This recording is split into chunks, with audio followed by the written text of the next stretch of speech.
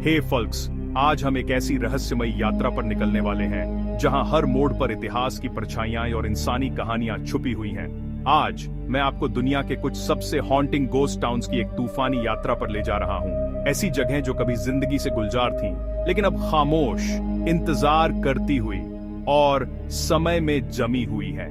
ये शहर सिर्फ इमारतें नहीं, बल्कि अधूरी कहानियों के पन्ने हैं, जिनमें हर दीवार के पीछे एक दबी हुई चीख या हंसी छुपी है।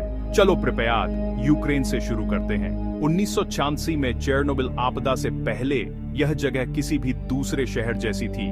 बच्चे प्लेग्राउंड्स पर हंसते थे, पेरेंट्स काम पर भागते थे, जिंदगी आगे बढ़ती थी। यहाँ की गलियों में हर सुबह एक नई उम्मीद के साथ शुरू होती थी और शामें दोस्तों की हंसी से गूंजती थी। लेकिन जब न्यूक्लियर एक्सीडेंट हुआ तो सबको जाने के लिए कहा गया, बस थोड़ी देर के लिए, उन्होंने कहा था। लेकिन कोई कभी वापस नहीं आ पाया। एक पल में सब कुछ बदल गया।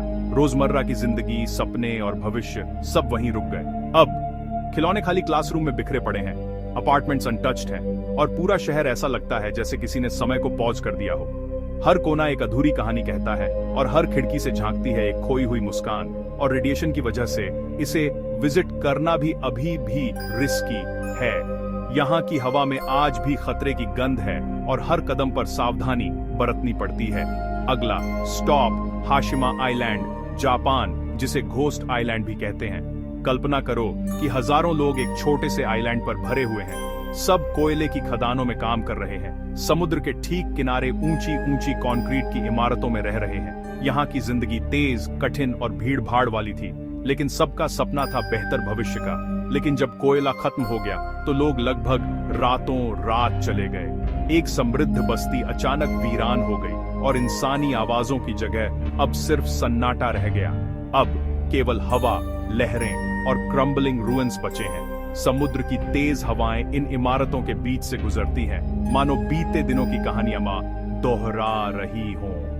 सीरियसली, ये जगह किसी पोस्ट अपोकलिप्टिक मूवी से सीधी निकली हुई लगती है। यहाँ हर दीवार, हर सीढ़ी एक डरावनी चुप्पी में डूबी है। अब चलो नामीबिया के कोलमनस्कॉप चलते हैं। ये शहर डेजर्ट में डायमंड माइनिंग की वजह से उभरा था। दूर दूर तक फैली रेत के बीच एक चमकदार सपना बसाया गया था। यहाँ के लोग बड़ी जिंदगी जीते थे, बड़े घर, हॉस्पिटल्स, सब अच्छी चीजें। यूरोपियन आर्किटेक्चर, बॉलर रूम्स और यहाँ तक कि आइस फैक्ट्री भी थी, जो रेगिस्तान में एक अजूबा थी।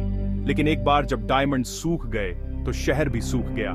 लोग अपने सपनों के साथ यहाँ से चले गए और रेत ने सब कुछ निगल लिया।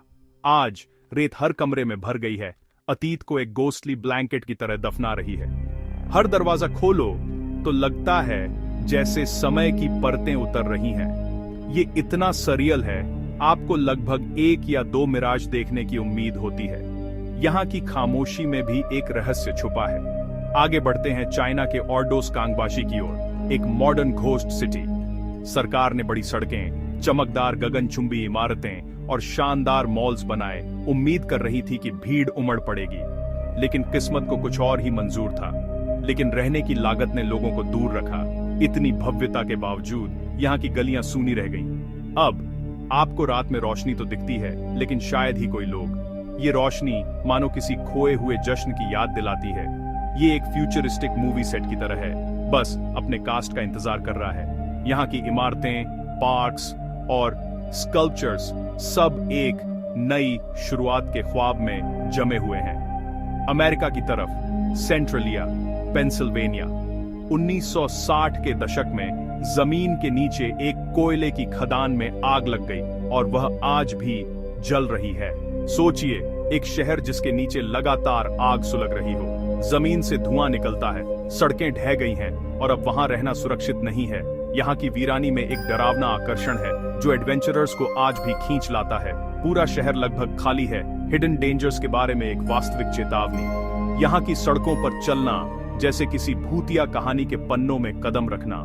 चलो अब बीचों की तरफ चलते हैं। वरोशा, साइप्रस, कभी टूरिस्ट्स, सेलिब्रिटीज और सन सीकर्स के लिए एक हॉटस्पॉट। ये शहर 1974 में संघर्ष छिड़ने के बाद अचानक छोड़ दिया गया था।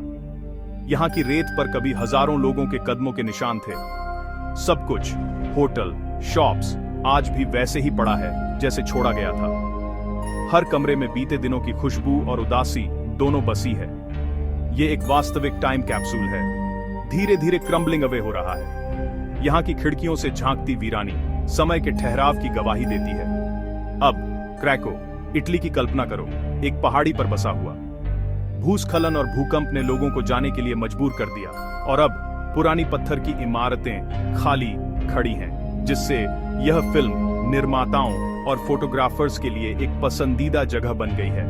यहाँ की गलियां जैसे किसी पुराने रोमांटिक उपन्यास का हिस्सा हों। अगला, बॉडी, यूएसए, एक सोने की खदान वाला शहर जो समय में जम गया है। जब सोना खत्म हो गया तो लोग भी चले गए। यहाँ की लकड़ी की इमारतें, पुराने बार और डस्टी स्ट्रीट्स आज भी बीते युग की याद दिलाते हैं। आज सब कुछ वैसे ही छोड़ दिया गया है, टेबल पर प्लेट्स तक, मानो कोई अभी भी लौट कर आने वाला हो, लेकिन सालों से कोई आया नहीं। इसमें से चलो और आपको अपनी हड्डियों में खामोशी महसूस होगी। हर कदम पर बीते कल की गूंज सुनाई देती है। आखिरी स्टॉप अकदम, अजरबैजान।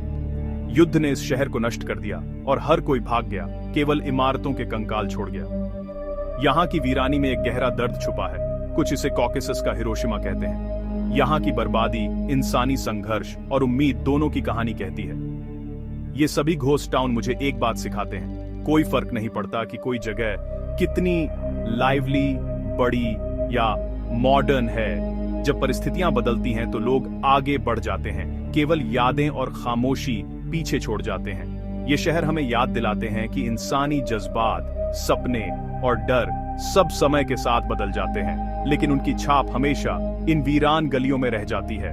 अगर आपको मिस्टीरियस जगहों और अनकही कहानियों को एक्सप्लोर करना पसंद है तो लाइक करें, कमेंट ड्रॉप करें और थंडर फैक्ट्स को सब्सक्राइब करें। आपकी एक क्लिक हमें और भी अनसुनी कहानियां लाने के लिए प्रेरित करती है। मेरे पास और भी बहुत सारी छिपी हुई कहानियां आने वाली हैं, तो जुड़े रहिए और अगली बार फिर मिलेंगे एक नई रहस्यमयी यात्रा पर।